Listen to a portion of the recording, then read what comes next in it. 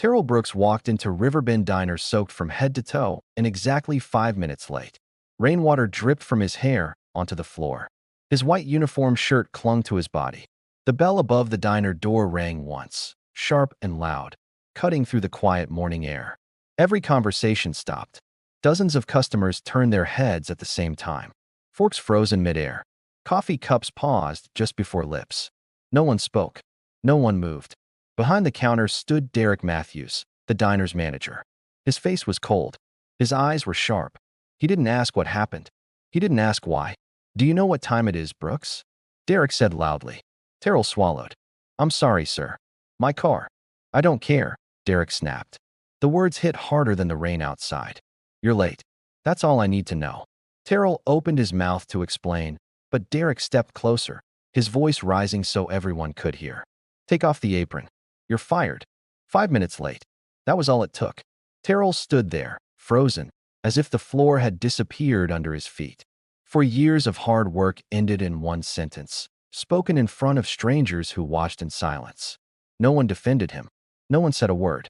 What Terrell didn't know was this. The man who quietly watched everything from a corner table already knew him, and not as a waiter. But before we get to that moment, we need to go back. Back to the night before. Back to the rain. Back to the choice that changed two lives forever. The storm that night was brutal. Rain slammed against the windshield of Terrell's old Ford pickup like heavy stones. The wipers moved as fast as they could, but the road ahead was still blurry. It was almost 11 p.m., and the streets outside Atlanta were empty. Terrell's hands gripped the steering wheel. His uniform sleeves were still damp from a coffee spill earlier that evening. He had stayed late at the diner again. At home, his 6-year-old daughter Maya was waiting with the neighbor. That thought kept pushing him forward.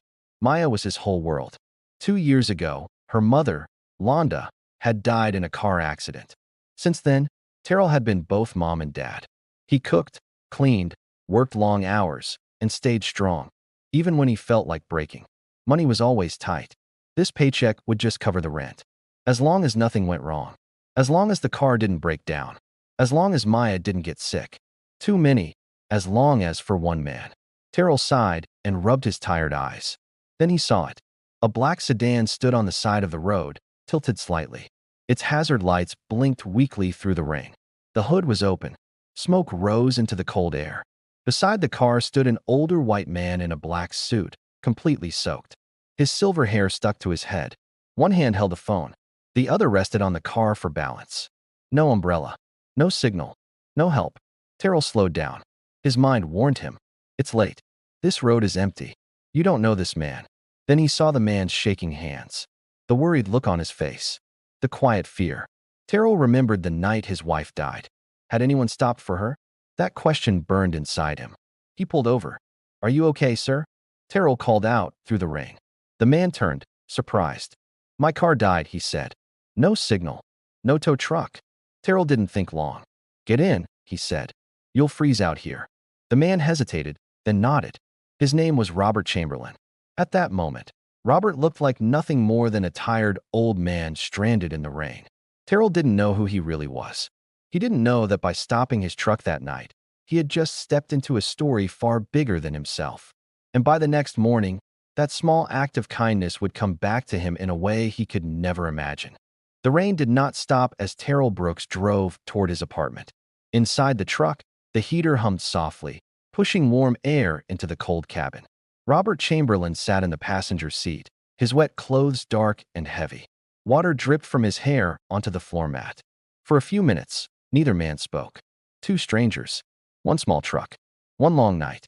"Thank you for stopping," Robert finally said. His voice was calm, but tired. Most people didn't. Terrell kept his eyes on the road. "I know how it feels to be alone," he replied simply. Streetlights passed one by one, lighting rows of old apartments and quiet houses.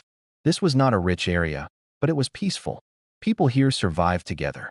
Terrell pulled into the parking lot of a small 3-story building with faded paint. "This is my place," he said. "You can stay here tonight." Robert turned, surprised. "Are you sure? I don't want to cause trouble."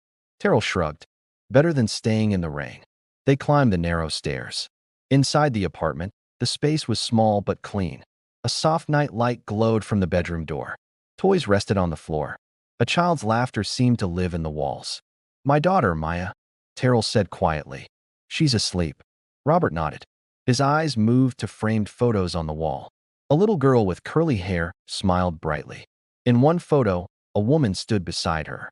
"My wife passed away 2 years ago," Terrell added gently, as if reading Robert's thoughts. "I'm sorry," Robert said. "So am I," Terrell replied. Terrell handed him a towel and dry clothes. When Robert changed, he stared at himself in the mirror. He barely recognized the man he saw. Not the powerful businessman, just an old man who needed help. Later, Robert sat on the couch wearing clothes too big for him. A bowl of soup steamed in his hands. "No one has done this for me in years," he said softly. Terrell smiled. "It's just soup." They talked quietly. About work. About life. About loss. Terrell spoke of Maya and how she asked about her mother every night.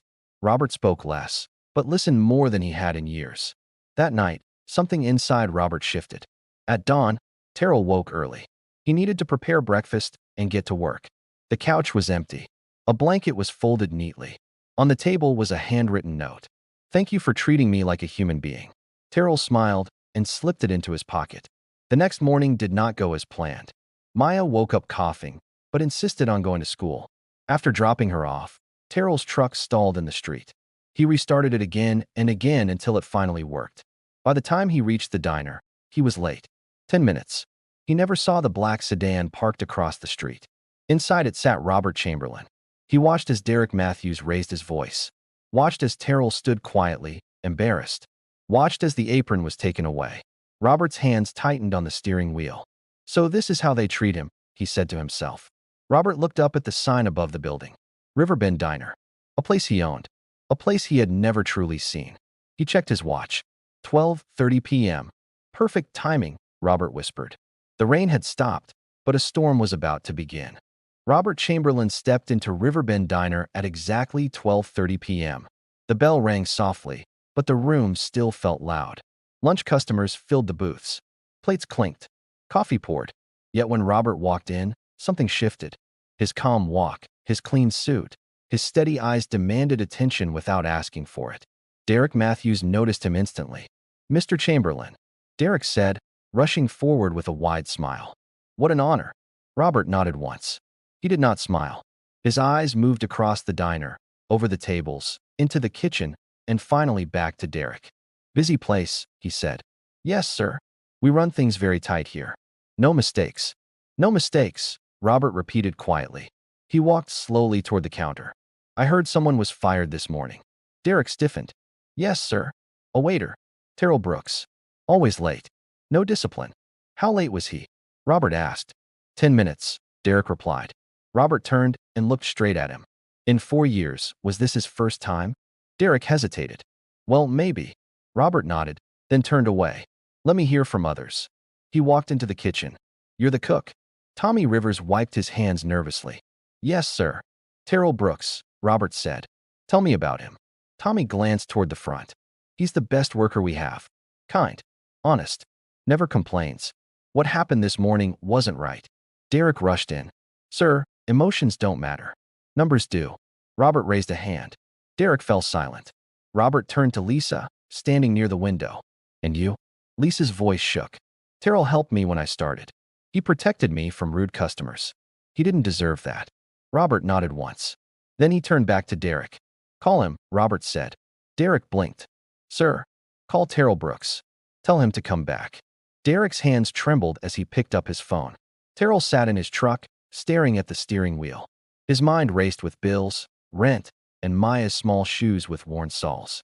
The phone rang. "Come back," Derek said quickly. "Now." "Why?" Terrell asked. "You'll see," Derek replied, then hung up.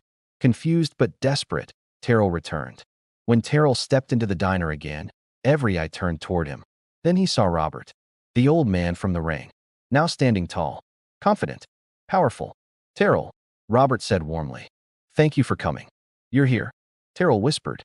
Robert faced the diner. "My name is Robert Chamberlain. I own this place." Gasps filled the room. "Last night," Robert continued, "this man helped me without knowing who I was.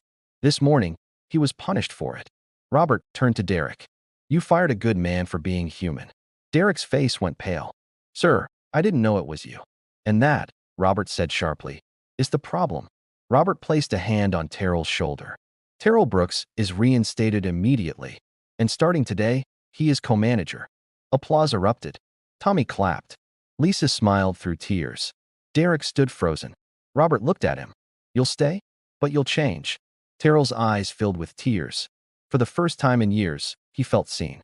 Outside, the rain began again. But this time, it felt different. The storm was no longer over him. It was behind him.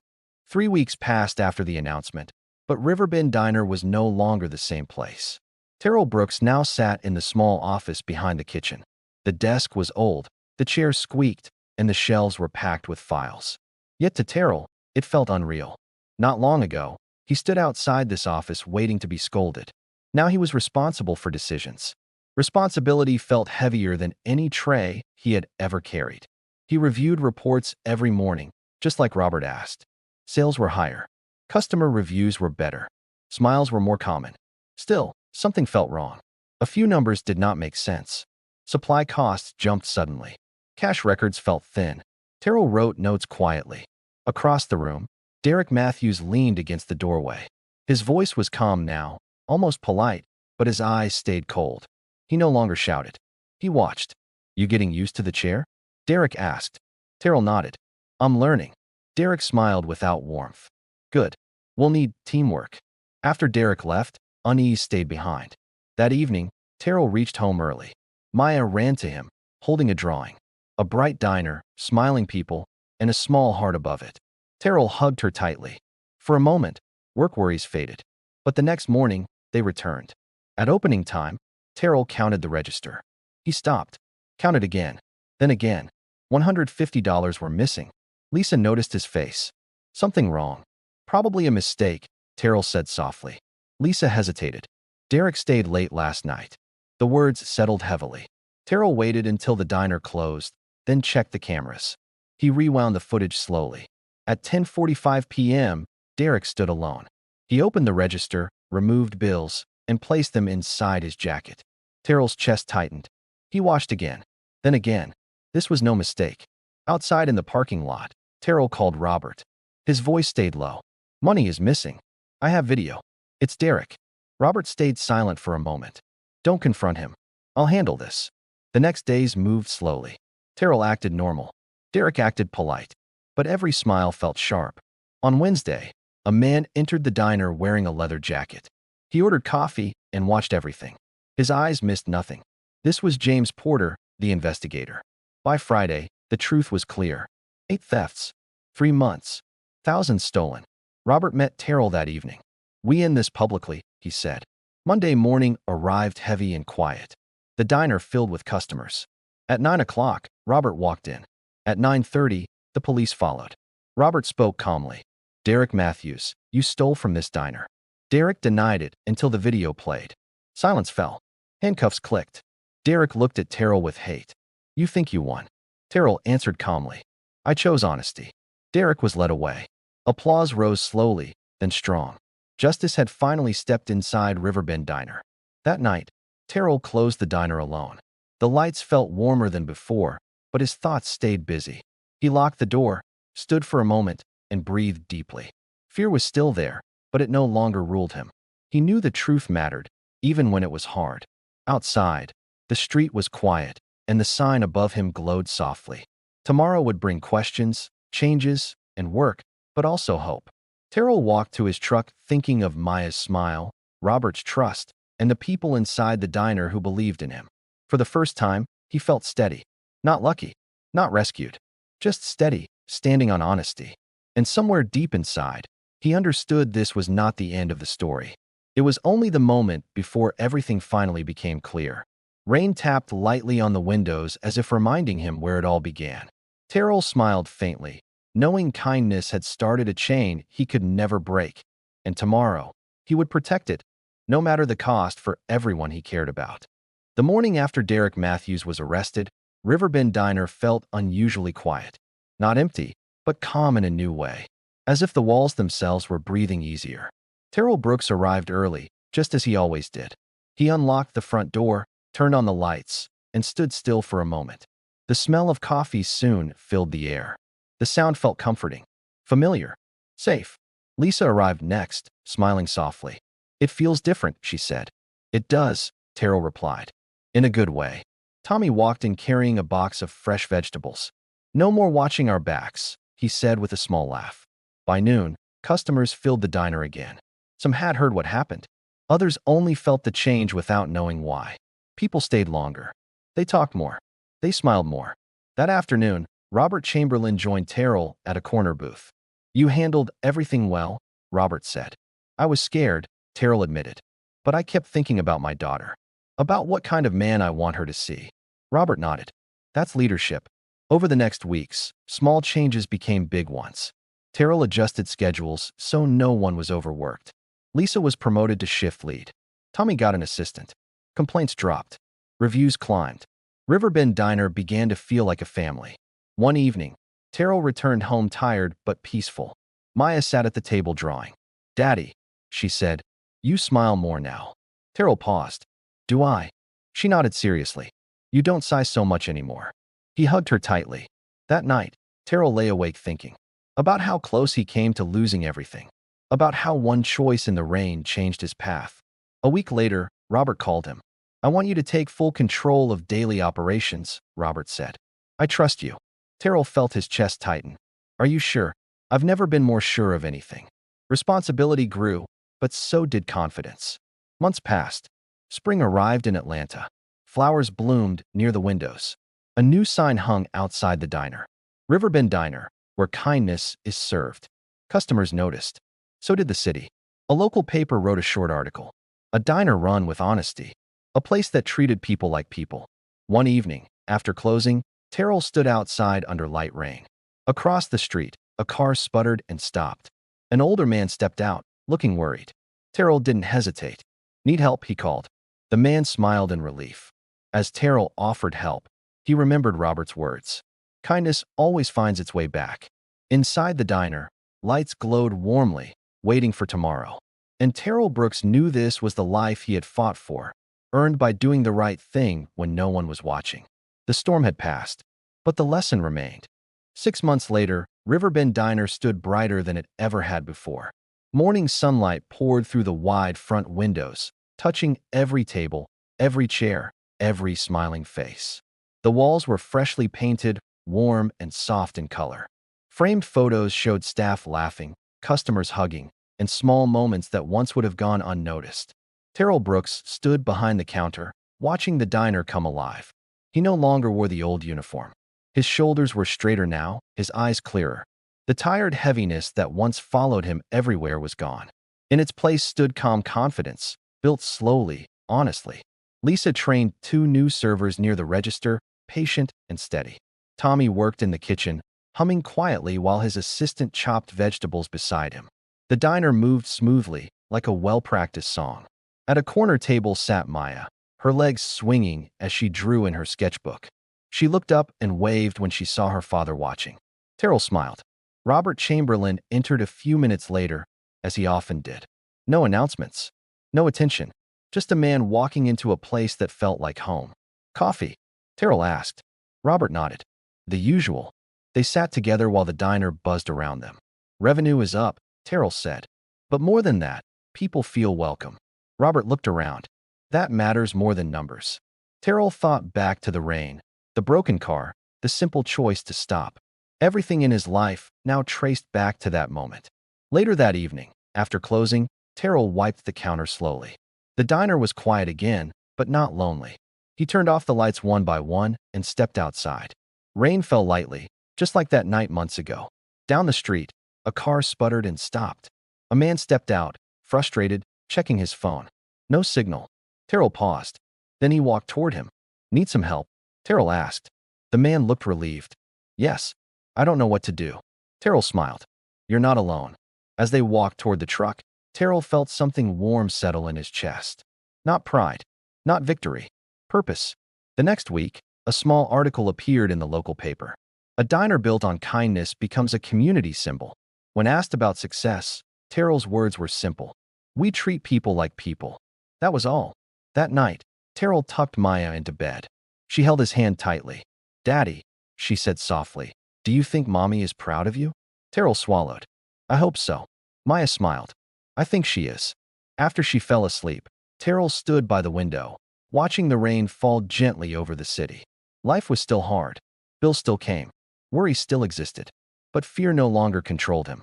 He had learned something important. Kindness is not weakness. Honesty is not foolish. And doing the right thing always leaves a mark. Somewhere, someone else was stopping their car in the rain. And the circle of kindness continued.